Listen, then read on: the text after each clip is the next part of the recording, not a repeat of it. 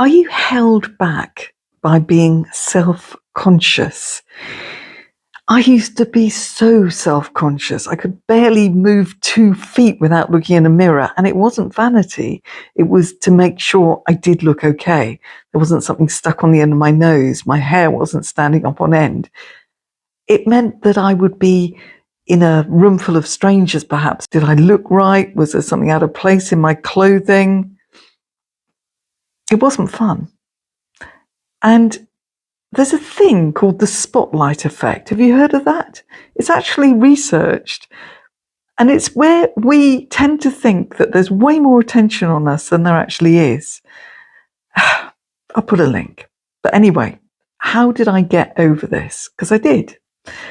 I used to do after dinner speaking. I still do occasionally. And I realized that the actual small talk around the table was agony, because I was so self-conscious. Was I saying anything interesting? Did I look okay?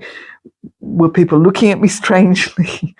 And then I realized all I needed to do was get more present and be more curious and ask questions.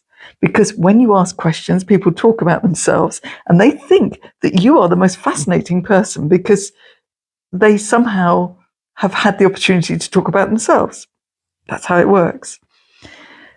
So I got out of my head, sort of into theirs in a good way.